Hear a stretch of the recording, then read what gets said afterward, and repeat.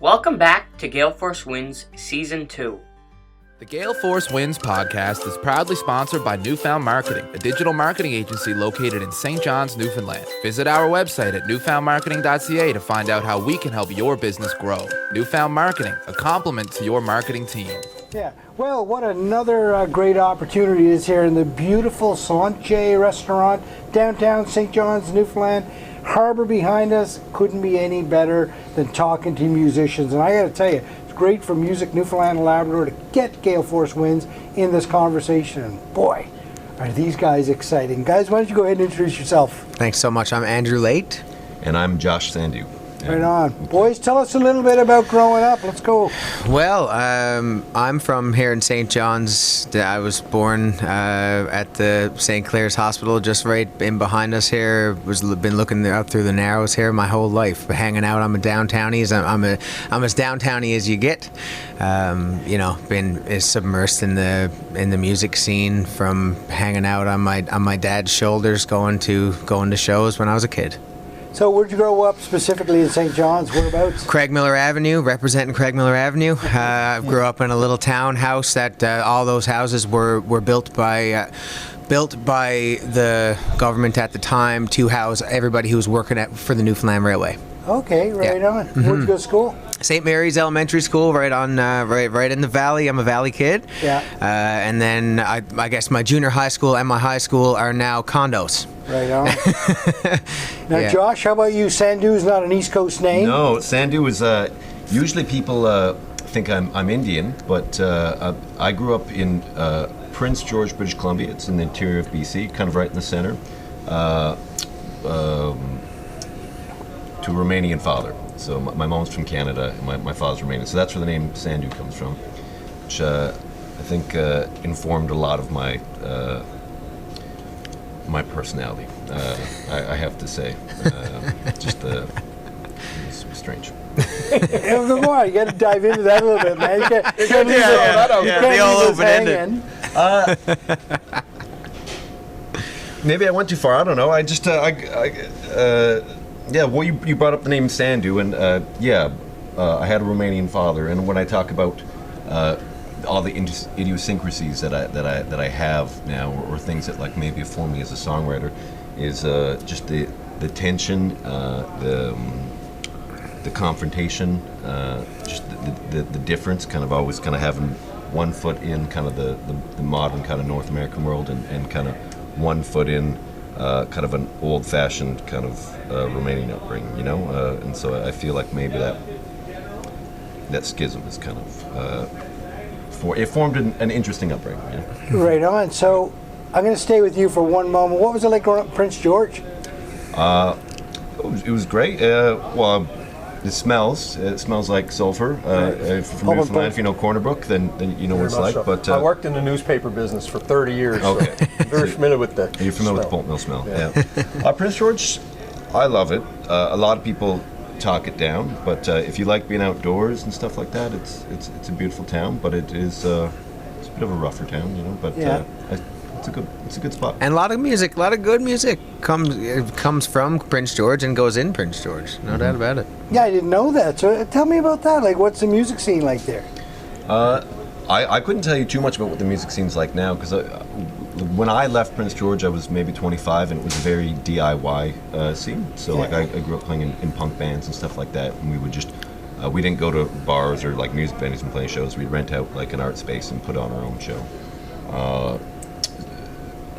Formed a good, like, kind of hardworking spirit, I suppose. But I can't speak to what the music scene's like right now. But there are a lot of great writers out there, and I think it's a unique experience living up there. Just in, I think everyone who's from Prince George has maybe a chip on the shoulders because they get passed by, like quite underdog attitude type of thing. Yeah, the underdog attitude. Like everyone, when they think of BC, they think of Vancouver and Victoria and all the Lower Mainland, and you kind of feel like you're passed over, and it's very isolating too. So I think isolation's a really good element or ingredient into songwriting.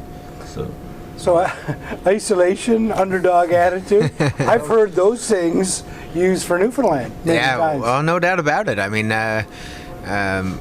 everybody knows that in our small little core in our St. John's music scene or the Newfoundland music scene that there's a lot of output, but we're still at the edge of the world, you know. So in terms of being an underdog and trying to export your music outward, I mean, even Josh and I, what we try to do is leave physically.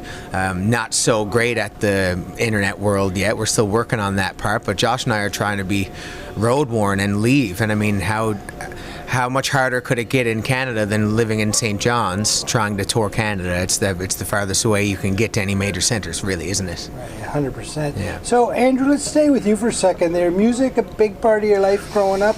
What were the big motivators for you musically? Grandfather, for sure. My grandfather, Rube Rake, was in the beer industry. Worked for Newfoundland Brewery, and then when they amalgamated with a couple other small breweries, and then eventually became Molson, he was a big. He was in the entertainment industry, but also anywhere he'd go sell beer, he'd always have a guitar on his back. Big entertainer. Worked a lot with the boat tours and Bay Bulls, and anyway, everybody knew Rudy because he was coming with the beer. He was coming with the fun, but he always brought his guitar. And then that kind of trickles down into that side, my father's side of the family. They're big music listeners, and which, you know, informed a lot of my taste. Before I even started picking up instruments at all, I was accidentally listening to the coolest music ever, and the music I still listen to. I mean, what was it? Well, Jim Croce, it was James Taylor, Allman Brothers Band, some Southern rock stuff, a lot of songwriter stuff, Gordon Lightfoot, all the best stuff. Wow. And there's some stuff that still influences me right now. Yeah. You know. Anyway, I got really lucky, and then on my mom's side, she was playing piano and fiddle when she was 3 years old. So I got lucky, no doubt. My older brother's also a really great songwriter. Wow. Josh, how about music for you? Music for me, I kind of came into it as a teenager. My grandmother was always playing. She played every instrument, it seemed, and my auntie. And I remember watching my aunt. She would always be singing a song, playing the guitar, and I remember being mesmerized. And an older cousin, so it helped me get into it. But I feel like it kind of came a bit later for me, just like being a teenager and really wanting. I remember I was in band class in high school, and I was playing clarinet, and this girl was playing bass, and I fell in love with the bass. I remember coming home, and my dad, I was like, "Dad, I want to get a bass guitar." And I was like, "You can't play the bass guitar." He's like, "That's for people who can't play guitar." Your father, did he play? No, my father tries to play sometimes. My father cannot play. Not at all. And that shows what he knows about music, because the longer I play, I have a lot of reverence and respect for a bass. A good bass player is the most important piece of a band. And so he couldn't be more wrong. Guitar players are a dime a dozen. A good bass player is very rare. Yeah. True enough. But no, I don't think it was, like, I definitely had family members who played that helped bring me into it, but I think it was like that teenager thing that brings a lot of people into music, and just like just listen to a lot of punk rock and stuff like that. Hey, tell me about the punk rock. Well, just like I don't know. That's you kind of listen to what your friends listen to, and I had a lot of friends listen to bands on Epitaph Records, listen to like NoFX and Bad Religion and stuff like that, and it's really what motivated me. That's what really got me into music, and slowly kind of those tastes erode and change. Not that I don't like a lot of the music still, but there's more of a nostalgia aspect to it. I don't listen to much loud music anymore. Usually, I think there was a good 5-year period where if it had drums, it was too much noise for me. I'm a very low key person. I'm overstimulated very easy. So I don't know. It's what I listened to as a kid, and it's definitely changed. It's funny, I listen to a lot of loud music, and my 14-year-old turns it down, and I said, "This is role reversal. What the heck's going on here?" No doubt about it. But you'll see a lot of punk rock, and how that, interestingly enough, kind of evolves into a lot of punk rock musicians kind of turn bluegrass, and it's kind of that's just something that you see a lot. That totally, and just like even just Scruggs style banjo, for example, is something that sometimes there's some overlap with punk rock into bluegrass, and it's not that we play bluegrass, but we're influenced by and love it. But anyway, instrumentation, you will see. I have noticed, anyways, and friends of mine that started listening to punk rock music often then moved into acoustic, kind of fast acoustic tempo music similar to bluegrass. So were you formally educated in music? Did you study music, take lessons, any of that? I was in university doing some music, but that kind of, I not really. I still can't sit down to a piano and read notation or anything like that. It's kind of alternative approach, kind of very listening to a song 100 times until I could get it type of thing. So it definitely ear trained, still that way. But yeah, totally. I definitely wouldn't want anybody to pass me a score. That's for sure. All right. Yeah, I have no formal training in music, and it's still something I'm still insecure about, but I've managed to get by. But no, none. So now, what made you put your finger on Newfoundland and say, I want to go from the middle of BC to the edge of the world? I used to be in a group with my ex-partner. We had a duo, and she played cello, and we've been on tour before, and we've been in Newfoundland. We loved it, and she got into Memorial to play cello. Okay. And I just finished my degree at UNBC in history and political science, so I had nothing to do really. So I came out, moved with her, and things ran their course, and we split up. But she moved back to BC, and I stayed here. I felt like I'd found home. Is that right? Yeah, Tell me about that experience for you, finding home in Newfoundland.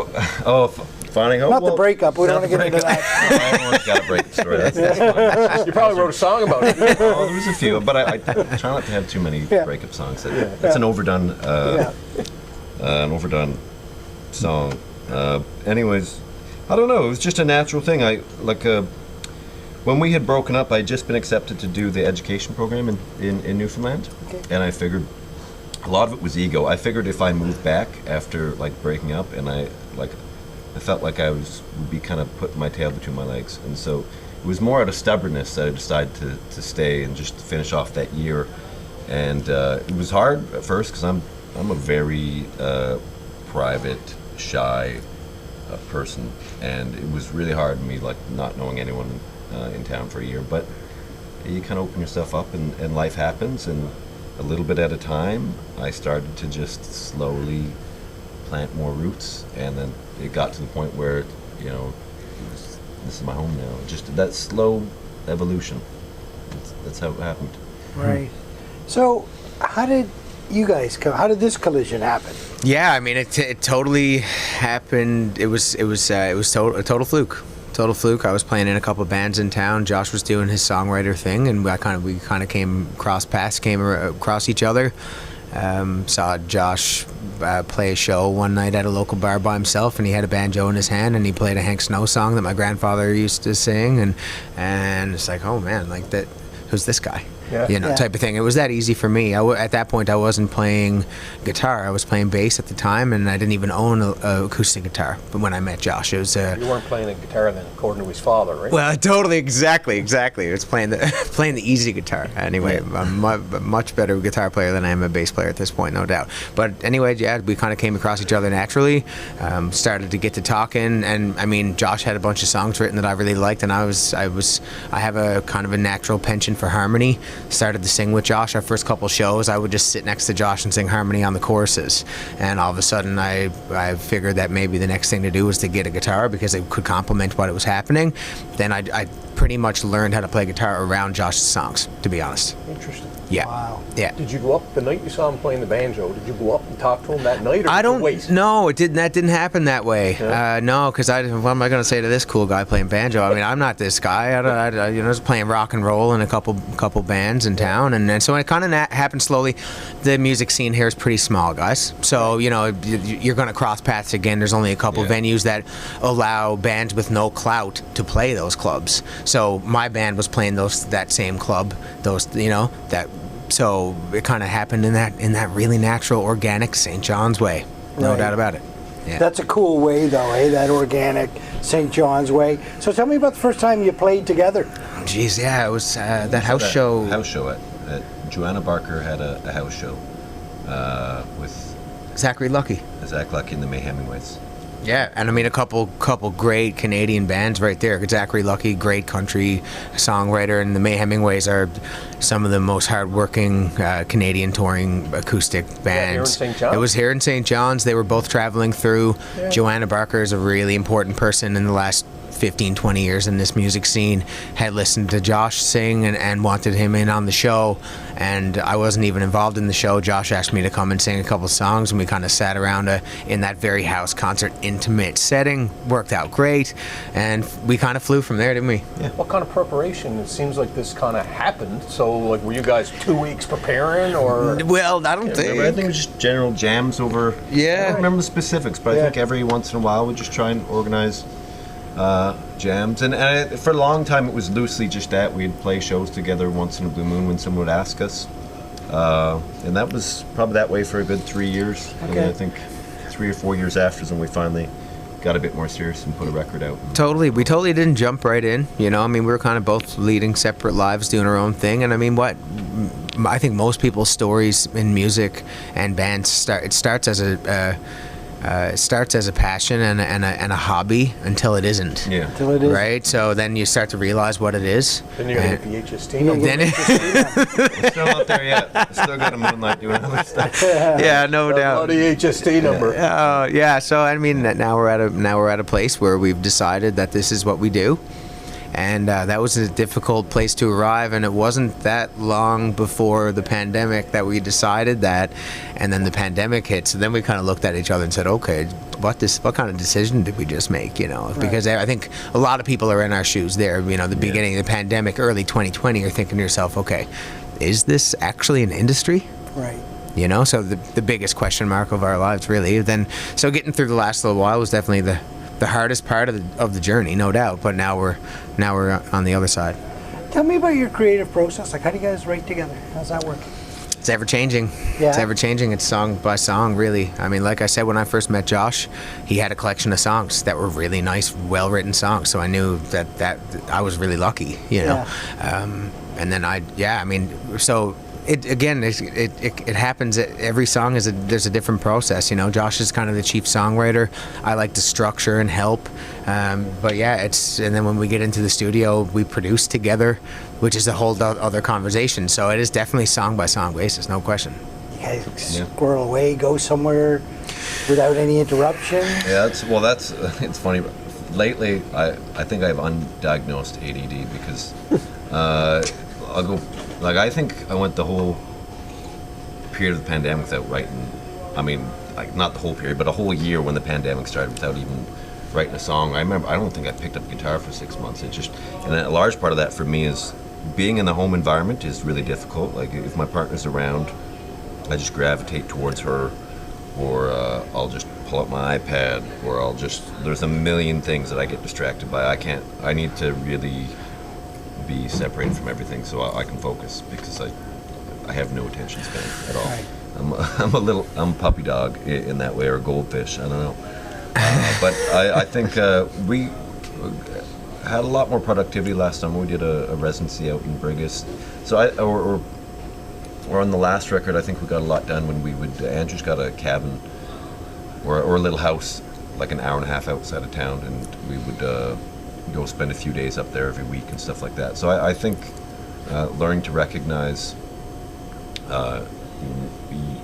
your triggers or your habits is one of the most important things for songwriting. Like, for me, I know, like, lyrically, I can be inside all day and trying to write, but it's not until I'll go for a walk. And I think, speaking to my ADD, the fact that I can't pull out random things, my mind will just it'll go inside my own brain, you know, and I'll start focusing, and then I'll start writing. And, you know, normally I carry like a little notebook with a pen, and then, you know, just start plotting ideas down. But just having little environmental factors like that, I think, is one of the most important things for writing. Because I don't know if there's much of a process. It's more of that nurture, like, what kind of environment can you put yourself into? And to speak to that, you know, I think we're constantly getting better at crafting a calendar, you know, because, like, you know, when it comes, you can't ignore it. You got to take it in, but also make sure you're preparing your life to get ready for something like that. We learned a lot last year with Genoa. Paired up with Music NL and picked an artist in residence to do this Kent Cottage session in Brigus, and they picked us to do it. So then we had 14 days uninterrupted, in this beautiful old, previously barn turned house on this beautiful 11-acre plot in Brigus on a cliff, completely uninterrupted, and we had a really good session. And then we realized, and you're always continuing to form ways and to put yourself in a situation to be creative, so we learned a lot from that. And then we're moving into that again. I've got the place in the bay again, not much interruptions going to happen there, so you can really open up your mind. And through that, we start to realize that what we need is to make sure that we're giving each other opportunities to be creative and have nothing else happening in that time. I don't get the Genoa connection. Genoa is a ship design company that is an expert in digital twinning. Yeah, so from far as I know, they sponsored this music in residence with Music Newfoundland, so they helped fund it. Right. So then we have since met a couple people in Genoa, amazing people who are really they facilitated that for us, of course with Music NL's guidance. Well, it's interesting. The founder of the company, Leonard Pecor, is now on the board of Music NL. Exactly, and we know Leonard. We know Leonard as well. Yeah. Got to meet him this weekend at ECMAs. Yeah. He's a fellow open-back banjo player, and they're very rare in this part of the world. Like in Newfoundland, everyone plays either bluegrass style or a four-string like tenor banjo, and it was great meeting Leonard. We talked banjo for a good few hours. It's funny, he posted on LinkedIn this very lengthy post, talked about his experience at ECMAs, and I made a comment. It doesn't surprise me with the gentleman that he is and what he's done, created. Music NL is in great hands having him on the board, and it's great, Alan, to hear that Genoa has sponsored something. 14 days. Yeah. That was quite the experience. There's no doubt about it. We feel really grateful still, a year later, that they did that for us. Big time. I mean, the songs that we wrote there will be on our upcoming record. At least some of them. But even just finding another way to write, we discovered quite a bit in those 14 days. There's no doubt about it. The creativity in Newfoundland is impressive, whether it's in the music industry, culinary field, whether it's in technology, ship design. The creativity in this place is, I think it's something really special. The people seem to be all very open to celebrating each other's success. They understand that a rising tide floats all boats, and the fact that Genoa got engaged with you to do that, I think that's just a beautiful story. Couldn't agree more. And the thing is, with creativity in this small little place, how many people are being so creative is that it's contagious. Right. And the competition is I don't think it's the word. It's so healthy. Everybody helping each other here. And I can speak to the music scene here. Everybody wants everybody to succeed. Nobody wants to be better than the other. It's all about fostering success together. And I'm so grateful for that. Competitive streak. That's okay too. You need to have a chip on your shoulder, I think, if you want to. I mean, in a very positive way. Yeah. Like I do support everyone, but whenever someone does something that's better than you, you always want people to raise the bar for you. You need internal competition. So, guys, what's the name of the band? Rube and Rake. I always say that slow because it can be mispronounced or misinterpreted. Sure. So explain it to me. Where did that come from? Rube and Rake. Other ways to say Rube and Rake would be yin and yang, would be Jekyll and Hyde. It's two contrasting ways to describe somebody. And do you guys feel that you're a contrast to one another? Yeah. The name wasn't meant to be kind of purposed that way, but we are very different people. Yeah, no doubt. Explain that to me. The differences in us? Yeah. Well, if you knew us for a while, like Andrew's just a lot more extroverted and easygoing, and I'm just a very quiet, shy person. Like our mannerisms are very different in how we conduct ourselves. We fell into this name. At first it just sounded cool. And it was we thought it was a good name, that we liked the alliteration. It sounded cool, but we totally fell into it. Not saying that one is the other. Right. That's not the point. Right. Which is a very often asked question, frequently asked question, that we often make up the answer to.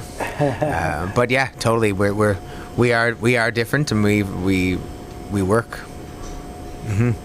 So, well, you are different, right? But many times when people are different and opposite, when they come together, great things happen, right? Great things happen when that little interaction plays out. Well, I mean, just to reinforce that, our skill sets are so incredibly different, Josh and I. You know, I mean, Josh can write a really well-crafted song, and I've spent my whole adult life in music trying to be the best, most versatile accompanying musician that I can be, whether it be playing on it or harmonizing, you know. So it's where we approach music differently, and that works for our band, no doubt. Who takes the lead on stage?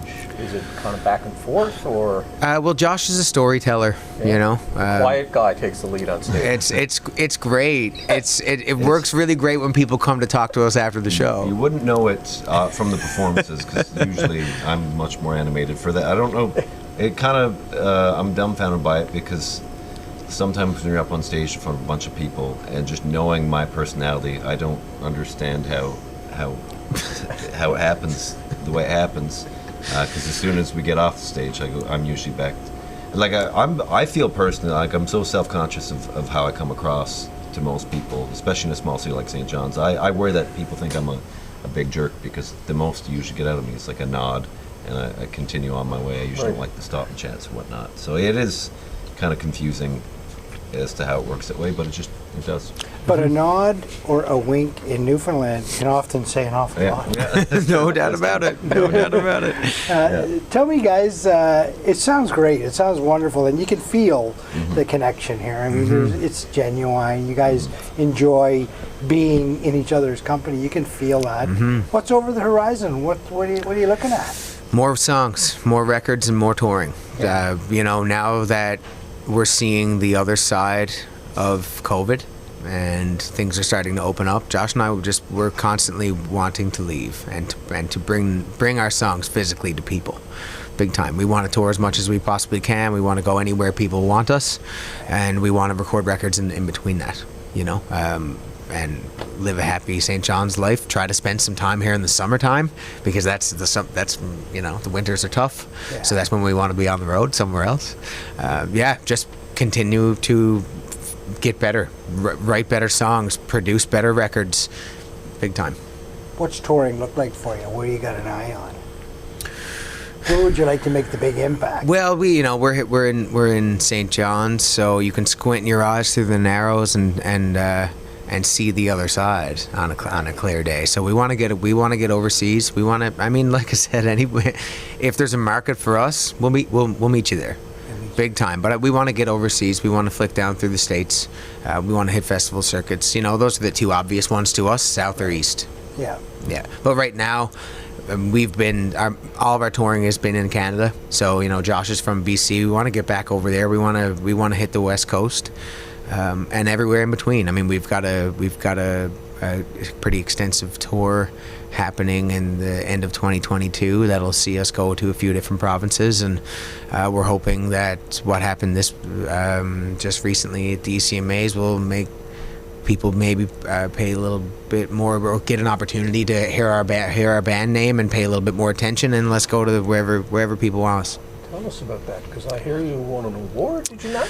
We did, yeah, and you know, we're so grateful for it, and like I just said, what we want out of that is as many ears on our music as possible. So if you put us in that category amongst some really amazing songwriters, because we won 2022 Songwriter of the Year, we just took home, and we're proud. There's no doubt about it.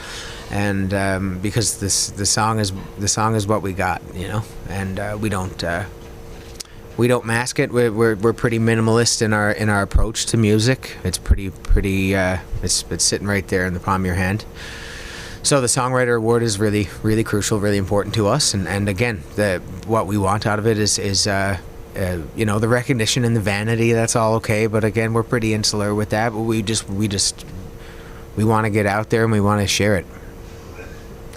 I mean, Songwriter of the Year from the eastern coast of this country is a big deal. There's a lot of storytellers around here.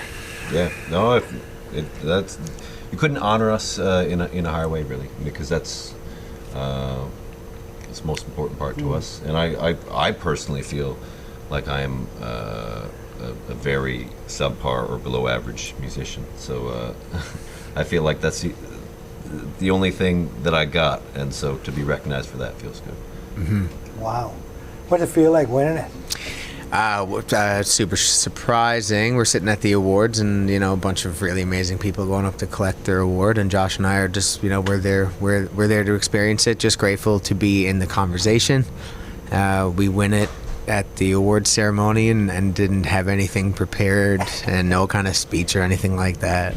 And just kind of, the feeling is wow.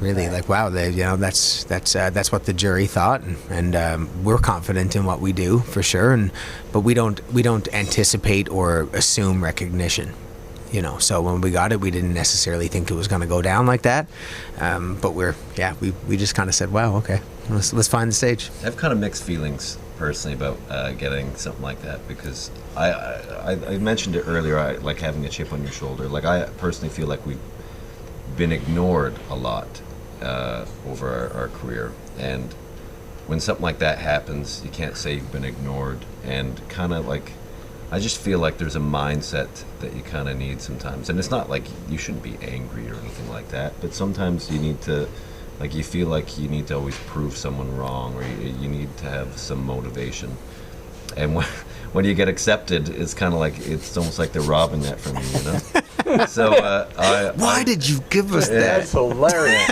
No, but there's I get it. Yeah, there's a bit of truth to that. So it's bitter. I mean, obviously, like Andrew said, there's some really good company that we're being put with, and that's extremely flattering, and it gives you that validation at times to maybe, because sometimes you definitely doubt yourself at times. There's no, like, and anyone who says otherwise is full of it, personally. But it's you still, even though we got this, I feel like I gotta keep telling myself how awful I really am. I'm not just trying to be modest, because I got a lot of holes in my game personally, and you only kind of get to where you get through help or learning to work with others. You talked about the clash of Eastern European and coming out, man.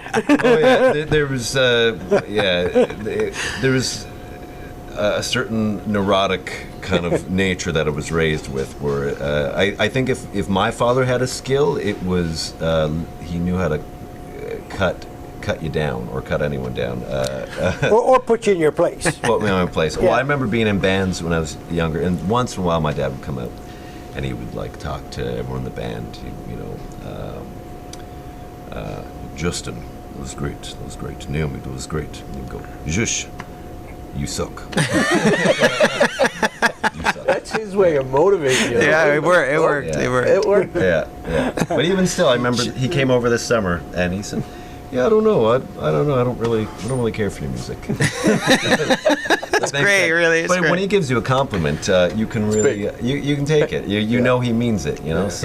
But yeah, that definitely had an effect on me. With my father's attitude, he was just so negative about everything. But and I find that actually it's messed me up, because I'll be like I find, like, even with my partner, I can't discuss the bad things about something without her perceiving it as being negative. Yeah. And that drives me crazy. It's like I'm not negative. I'm not upset about this. I'm just pointing out, a spade's a spade, and just.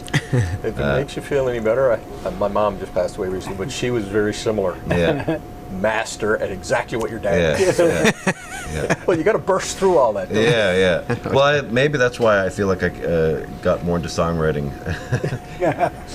Here are your thoughts. Well, you two obviously have something special. There's nothing better than sitting with two gentlemen that have created a body of work.